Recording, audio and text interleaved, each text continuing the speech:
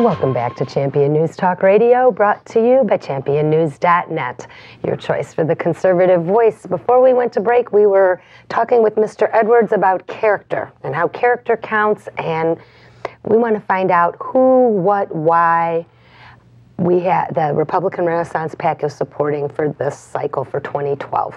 Well, we talked about character. One of the reasons we talk about character because politics attracts a lot of people that I don't think have a whole lot of character and integrity. And I think that's critically important to turn a state like Illinois around that Jack mentioned is the most broke, most corrupt state.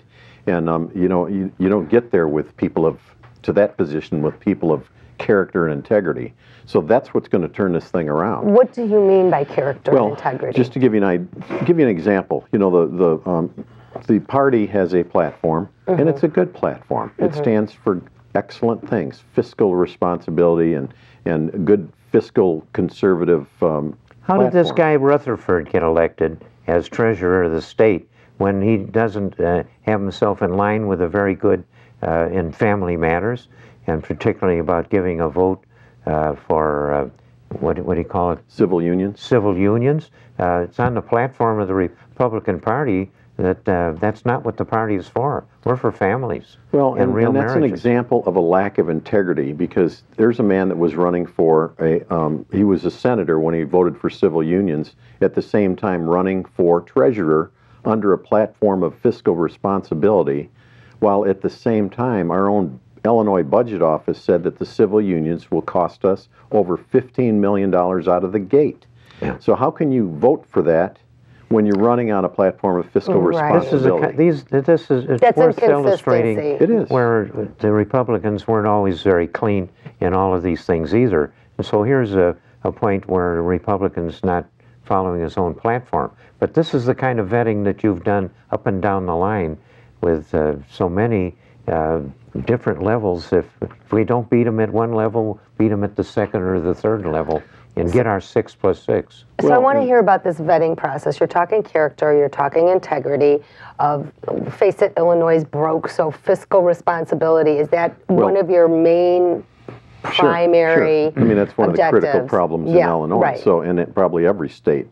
But one of the things, the first thing most candidates do is they fill out a 6-page thing for us with one tells us about their candidacy, one talks about their race, one talks about their not their, you know, their race to win their office. Race, right? And one page has a SWOT analysis: strengths, weaknesses, opportunities, and threats. And that actually helps the candidate look inside themselves too. So that helps them, especially when you look at any threats that might... What are some of the questions you go through? I mean, you talk about their candidacy. What kind of questions do you ask them? Well, who is your opponent? How long have they been in there? What are their strengths and weaknesses? What is your experience in the political realm? What's your experience in business or, you know, in your career? It all helps us to analyze whether these people, and helps them look at themselves too. Is it kind of a reality check? Some of it certainly is.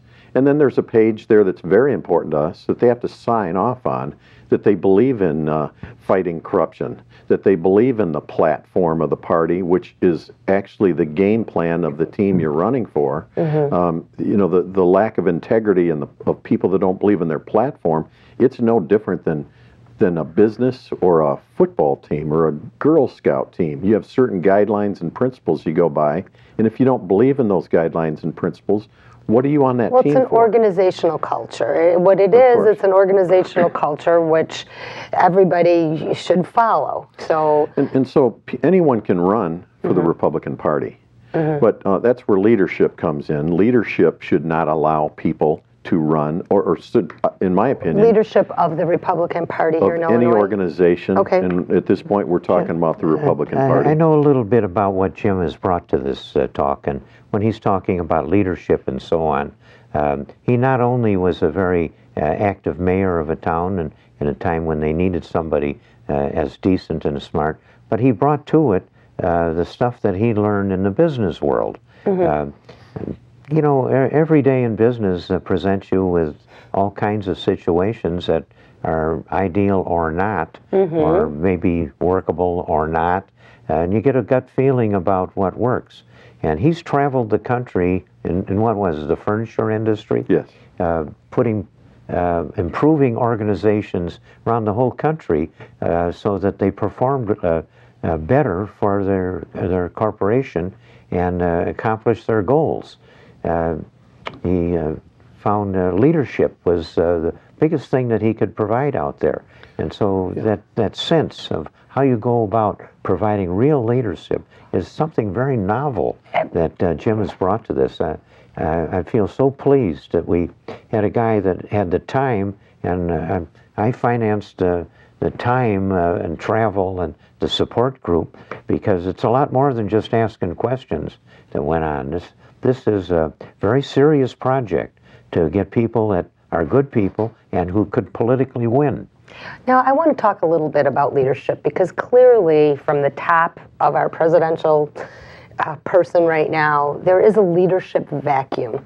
What does leadership look to you? What does leadership mean to you, Jim? Well, first of all, once again, it doesn't matter what kind of organization it is.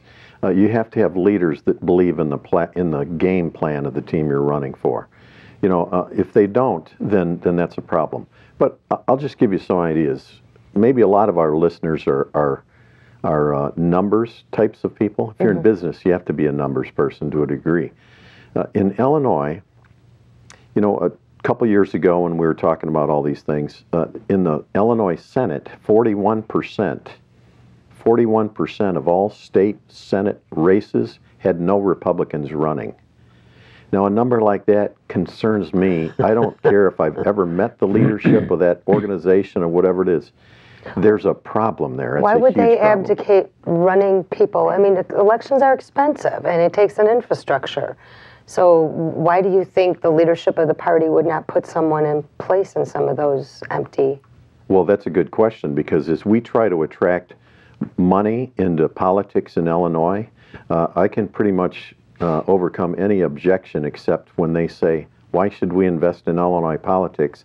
You can't even get people on the ballot. Well, that's a good point. But isn't there a lot of corruption in Illinois politics? We'll come back to, you should continue on this, lest anybody think that we're just taking the low-hanging fruit. We've actually found people in the city of Chicago that are now willing to run for the House and Senate and other important issues as Republicans. That hasn't happened in years. That's right. What are the chances of Republicans winning in Chicago? Well, first of all, the Illinois Republicans running against the Democrats at this stage of the game, it's almost like a Little League team running against a college team. But if you only put 5 guys on the team, you know, we've got to have at least a full team, and then we can develop their skills so that they can beat that college team. So in Illinois, you know, there's been weakness everywhere, and once again, if you have some weak leadership, it creates chaos. We have chaos in Illinois. I wouldn't necessarily call it weakness as much as just taking the easy route. I think it's apathy. There are so many lobbyists down there and so many people getting paid. What Jim has designed is a way to find somebody who will actually, despite all the pressure, represent the taxpayers. That's what we haven't had. We've got people that are just sitting in power. Believe me, they go down to Springfield, they got lobbyists promising them the world. And we've got John Cass called it the bipartisan culture of corruption. They work together to maintain power. Public money buys a lot of favors in political power. Oh, yeah. But Jim has done it's a big piece of work to travel this large state, big state, and sift through the various people that may want to run for reasons that aren't good enough for what's going on. Maybe nice people, but they don't have the contacts, the money, the experience. You sifted through a world of practical things, Jim. Well, and part of my experience out there, you know, in the business world, in the furniture industry, was I've hired thousands of retail furniture salespeople for companies all over the United States. And the only reason I bring that up is retail salespeople, especially in the inner cities, are some of the biggest BSers you'll ever meet. And so if we're running out of time, I can elaborate on that So a are little we more. comparing retail salespeople to like car salesmen to politicians? Is that what we're getting? No, what I'm saying is that I've learned to filter through the BS because a lot of people in politics have a lot of the same stuff. Integrity is being the same person when nobody's looking. We're going to talk more about some of these integrity candidates from the Republican Renaissance PAC when we come back.